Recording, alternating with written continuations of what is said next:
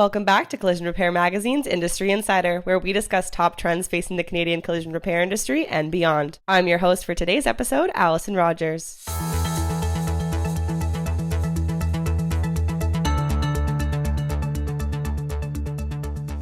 Today, we're on the line with Stuart Klein, the Vice President of Collision Repair Programs for the Automotive Industries Association of Canada, or AIA Canada. Thanks for being with us today, Stuart. Thank you, Allison. It's good to be here. So today we're going to touch on all things training. It's a big topic. We're going to be touching on accessibility training, opportunities for training, the topics that you should be focused on as a collision center, costs, considerations, and a lot more. There's tons of information to discuss, but before we delve into things here, Stuart, could you give the audience some background on your industry experience and how you got to where you are today as VP of Collision Repair Programs at AIA Canada?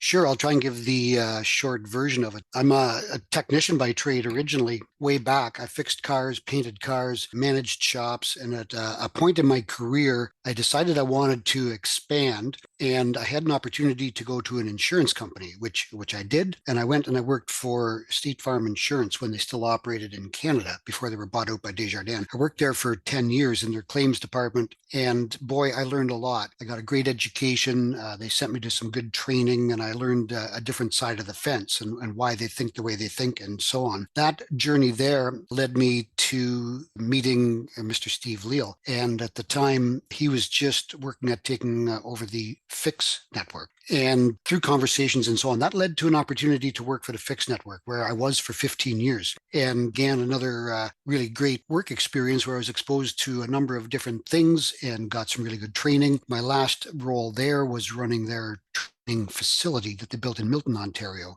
So in my journey, I'd been an ICAR instructor as well for over 20 years. So I had a natural connection to ICAR Canada and to AIA Canada. And that's how it led me down the path to AIA Canada and now overseeing ICAR Canada. Yep, so you've clearly got a wide range of industry experience there, starting as a technician, working on the shop floor, and then, working in insurance, then for a collision network. You've seen lots of different change from lots of different angles, which is great for gaining wisdom and predicting change and being able to see, where the industry is going and understanding the important topics that we should be focused on for everyone's happiness and everyone's sake.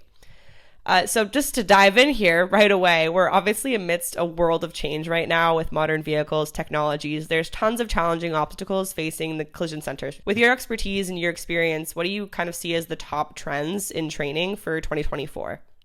I think that there's a couple things. The majority of shops, the good shops out there, are very busy. They've been busy for a number of years now, and they realize training's required, but they're trying to balance between training and actually getting work done. So I think that's something that's going on. We see little bits of peaks and valleys, I think, due to that. Cost of training and keeping pace with the industry is obviously very high. And it's very easy, I think, for shops to see the training as an expense and maybe not be able to sit back and sort of see it as the investment that they have to make. They sort of might see it a little bit short term, and the high cost of training could be a little bit unpleasant, I guess, to deal with. I think from the actual training, what we need to train on, I think that EVs and ADAS are kind of rising to the top right now. We've done a lot of training and welding certifications, and that's going well. But I think EV and ADAS are the things that, if they're not on people's minds, I think that's what should be on their minds right now.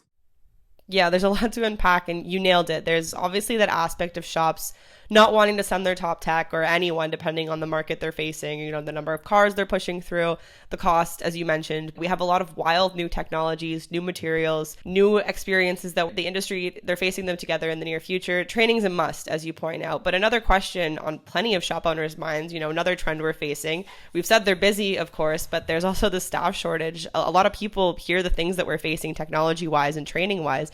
They understand that, yeah, we need training, we need upskilling efforts, we understand that it's valuable, but they sit there and ask themselves, how can I train someone if I, A, can't afford it, and B, I can't even find people to hire? Yeah, that's for sure still an issue, ongoing issue, that there's no short answer to this shortage of people. So I'm not going to suggest I have all the answers there. What I've talked about before, as far as the technician shortage, I think what shops can do is grassroots efforts. And there are many success stories of shops that do have a pipeline of people waiting to come into their shop. When I was young and working in a shop, I always knew who the leaders were, and I always wanted to work there.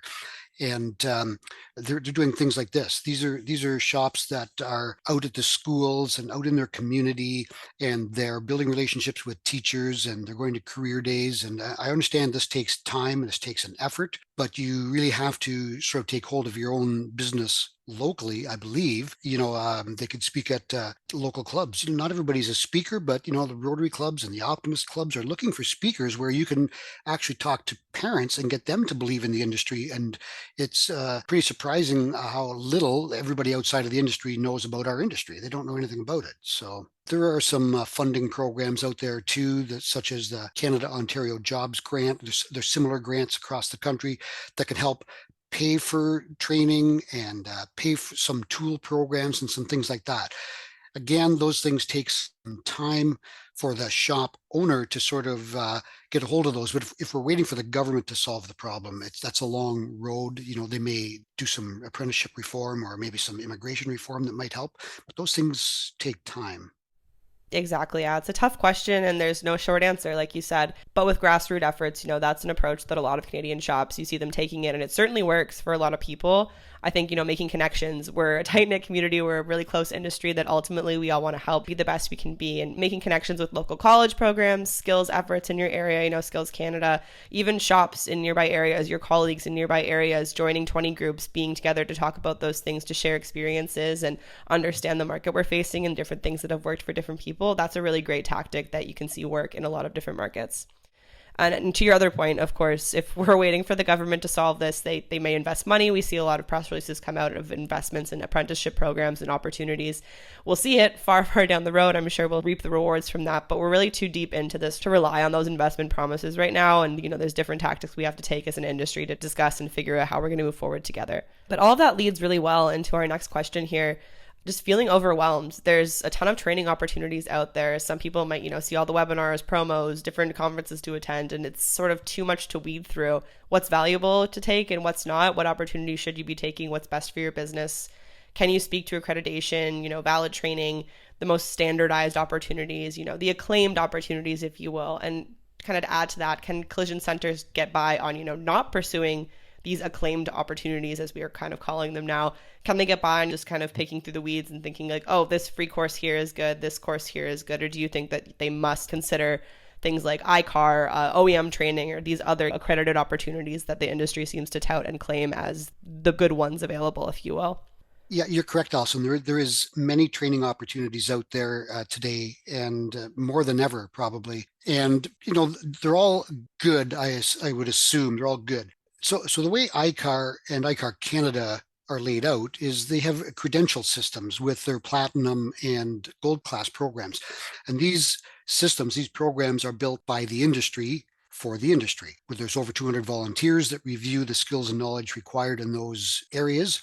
And so everything that ICAR and ICAR Canada offers meets those skills and knowledge. So the other training that's out there could be similar, and you could get a credit for it through the ICAR Alliance program. But having a standard that that from shop to shop to shop, whether it's at the east side of Canada or the west side of Canada, they have met a standard that is just a little bit beyond the Red Seal program. We do have the Canadian Red Seal program, which is a step better than maybe what the US has, because we do have that. However, it is not 100% up to date all the time, and it takes a long time for that to get updated. So ICAR offers a lot of programs that are not covered in that Red Seal program. And the Red Seal program is not mandated in every province. So ICAR Gold Class is really the only standard that is out there.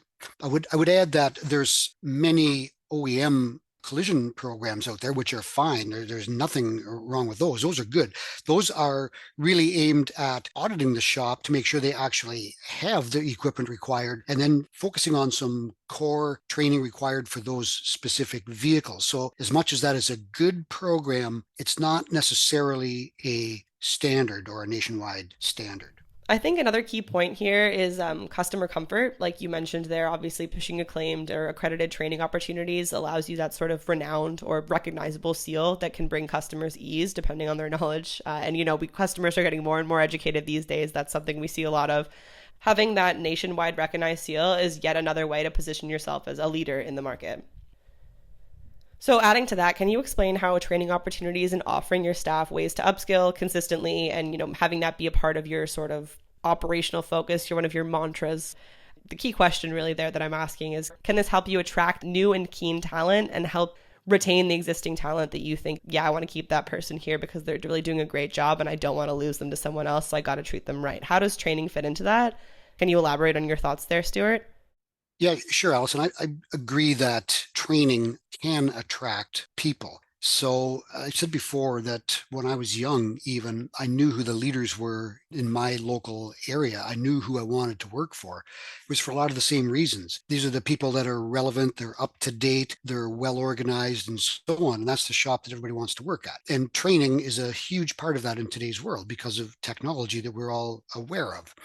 So I believe that people do want to work for the leading edge shop, and young people in particular today, I believe they're looking to work for a place that does offer training. They want to feel part of something bigger and something meaningful. So I believe that investment in training is just that. It is an investment, and it's not just in your quality of work, but it's in your people as well. I heard a speaker one time say that your local amusement park is great until they go to Disneyland. And that always stuck with me. That why do people want to work for you? When you're talking about that, building that pipeline of people, well, why do they want to work for you instead of for some other industry or maybe your competition or whatever? What is it about you that is so appealing? Yeah, it's definitely one of those analogies that sticks with you. And I'm sure there's many people that have found themselves super unhappy at one facility, one workplace. And then you find that, Disneyland sort of workplace and your perspective can entirely change. You're just such a happier person. You just feel better. You're just not feeling the weight of that non Disneyland place. Not that it's bad to not work at Disneyland. I mean, it's happy to work other places too, but that's just one of those analogies that sticks with you. And training can really be a huge part of that, especially for young people that were trying to really push that whole, cars are computers on wheels, that idea, and that modern technologies are cool to work on, and the tech focused minds, the people that love robotics could really find their niche here. I think if we're touting that idea, training really needs to play into that if you're looking to attract new talent. So you've talked about the iCar Canada course matrix. Can you elaborate on the courses offered via AIA Canada and iCar Canada? What do those look like in, delivery? Are they mostly online? What are the in-person opportunities and how are they accessible to the industry? Yeah, that's a good question. And so AIA has the contract to deliver iCar training in Canada under the banner of iCar Canada. And the majority of those courses are independent learning, which are available online. You can do them 24/7. So that's a good thing. And from a technician's standpoint, sometimes technicians like learning live. So we do also offer a percentage of the courses as what we would call a webinar. So it's live on a schedule with a live instructor, but you can still take it at your computer. And some of them are through the day and some of them are through the evening and so on. Then to complement that are a number of hands-on skills development programs. The welding is the most predominant one, and there's a number of welding courses that cover all of the different welding processes required by the different OEs. Very good courses, very pertinent. We've partnered with the Canadian Welding Bureau, CWB, to help make those even more accessible. And we've partnered with training centers and colleges across the country to make those more accessible. And we talked about ADAS and EV. That's how we opened up with talking about ADAS and EV. So with EV, we've got a suite of EV training programs that are online learning. There's also a live EV course from iCar. It is presently only available in the Chicago Training Center, but it is open to Canadian technicians that want to take it. They would have to contact iCar Canada, and we could hook them up with that. And we're just working on plans to move that into the Canadian market as well to make it more accessible because EVs, as you know, with new rules and so on, there's just going to be more and more EVs. And the 5-day course is going to be more and more popular as some of the OEs introduce an EV requirement to some of their collision programs over the next few years. Yeah, definitely agree with you there. ADAS calibration and different intricacies that you have to take into account with the different systems, OEMs, and different things that you have to consider based on different systems from one vehicle to the next, from one make to the next. And of course, the EV aspect. And it's awesome to hear about that Chicago course. Training is clearly top of mind here for EVs, especially with, the rapidly expanding EV market. We've got a lot of things to consider tech wise. And you mentioned hands-on learning there with welding and EVs, obviously, and the learning programs online with ADAS, OEM knowledge. There's a ton of stuff up there, but can you expand on the things we might not touch on as much? Like leadership training. We so often, as an industry, translate training to just be the bit about actually working on cars. But how do you view the value in things like leadership seminars, operational training, attending events, things like that?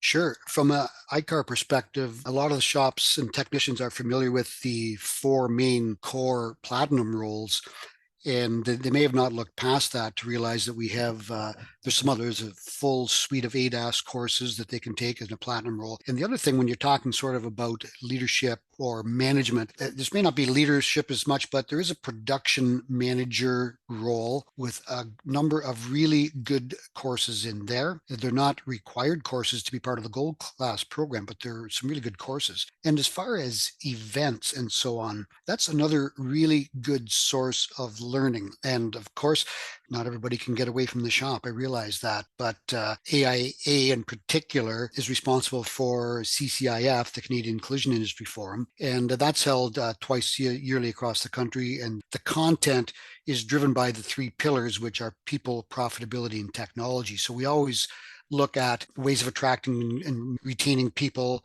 shop profitability, and vehicle technology. So there's sort of something for everybody at those. We bring all stakeholders together and discuss industry trends. There's, from the CCIF standpoint, there's also webinars and blogs that go on through the year that people can listen to without having to, get on an airplane and go somewhere. And there's tons of other events, vendor showcases and other groups that meet. And I think that there's something to learn at each one of those, and it will depend maybe a little bit on your particular role in the shop and your particular situation. And I've gone to a number of them, even down in the United States. They have very similar challenges, fairly similar, it's the same vehicles and so on. So a lot of same issues in the United States. If you have the luxury of being able to travel, there's tons and tons of learning out there for you.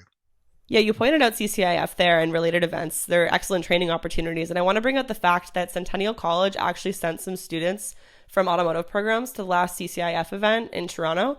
And I've heard actually from the professor that they were very keen and super impressed on just the scope of the industry and just the entire event as a learning experience. So that really proves your point right there that these are also learning opportunities that you should be considering as training like any other for your team. Right. And there's some folks that are now keen about our industry.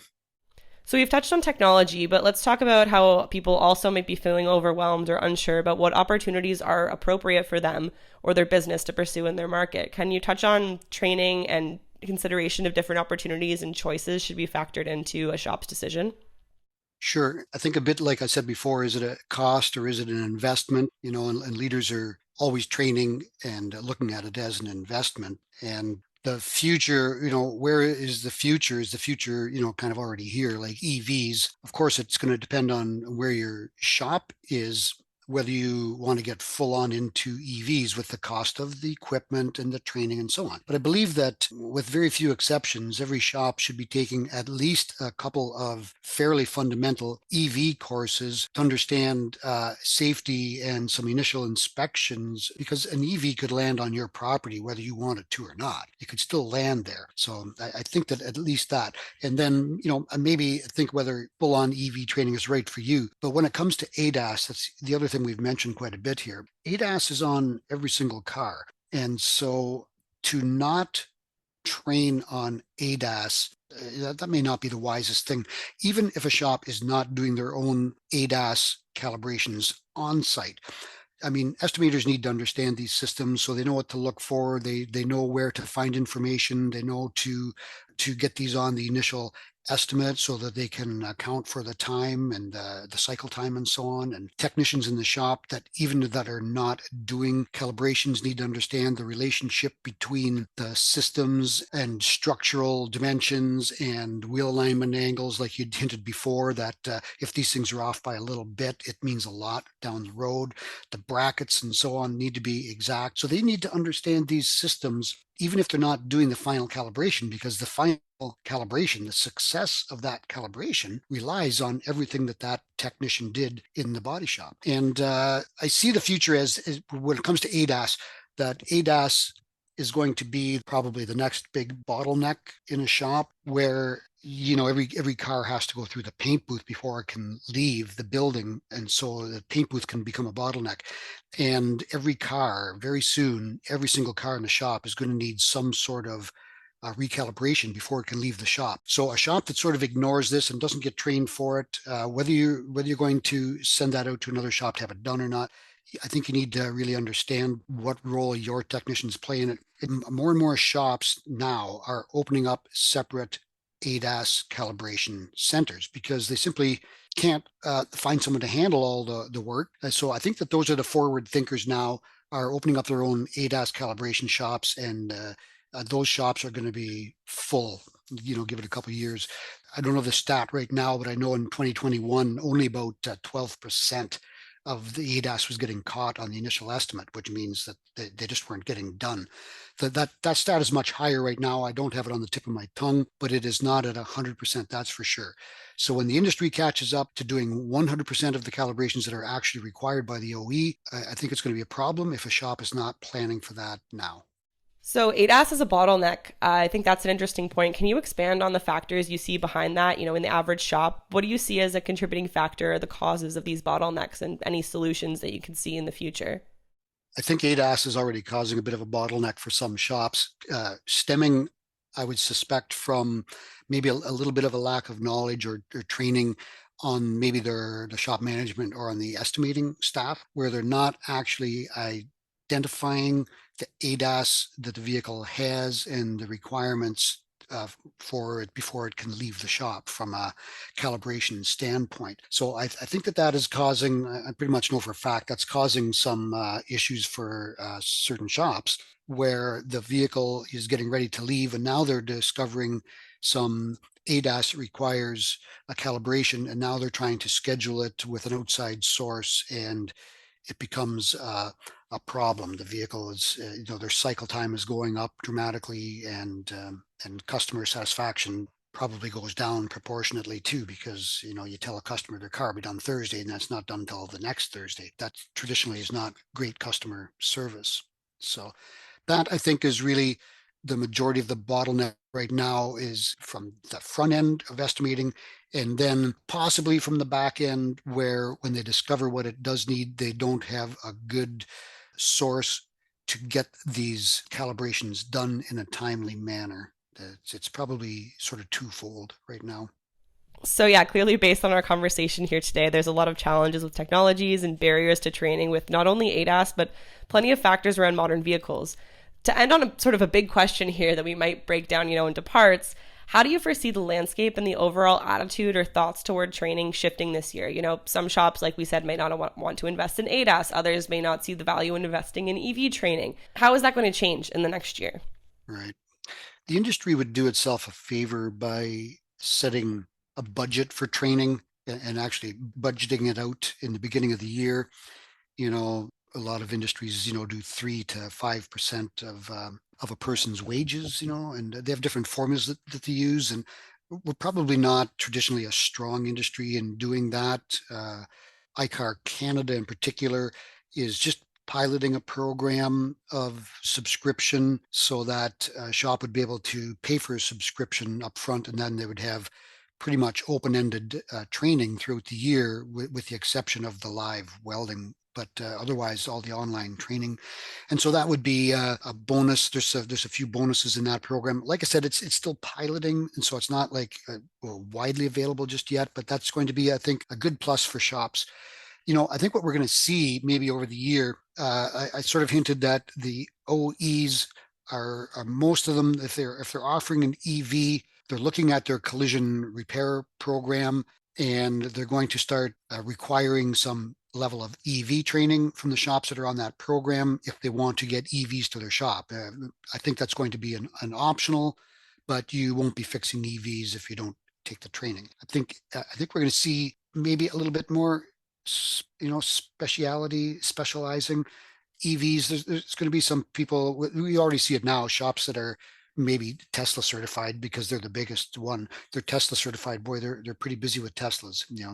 So you could see some other shops that start to become maybe a little bit more EV focused, and then maybe the shop down the road just doesn't bother because that person's already captured the market. You could see that.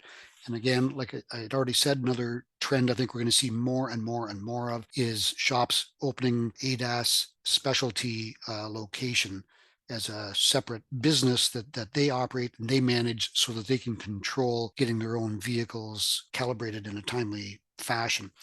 I think those are some of the things you're going to see, over this year, maybe next year, maybe a little bit more.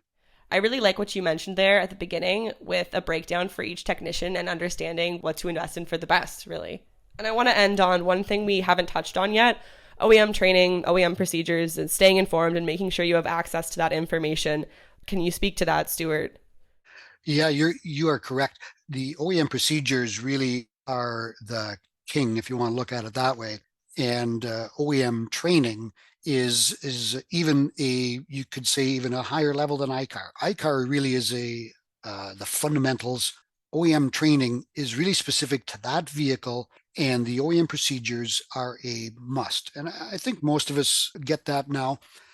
Insurance companies are getting more educated on that, and trust me, consumers are starting to get educated on that, and they're going to start asking for it. So you have to have access to the OEM procedures. You have to read them. You have to follow them. The issue, of course, is that it takes time. It takes a considerable amount of time, depending on the vehicle you're repairing and the amount of damage. And there's some expense involved because you have to have so many systems that you have to pay for and maintain, and maybe pay for a daily rate to get into an OE procedure manual and so on.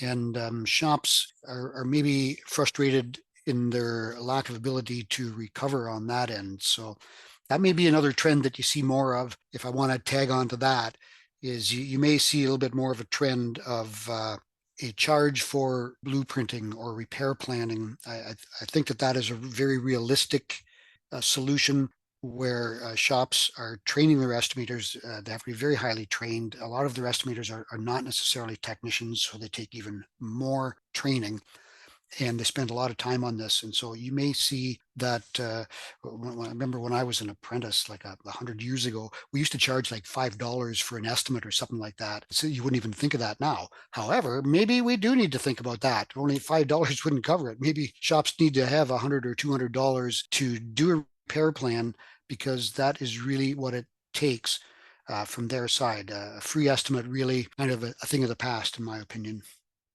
Well, thank you so much for being with us today, Stuart. We really appreciate your time and opinions on this obviously important topic. And thank you for updating us and giving us all the information that we need from AIA Canada.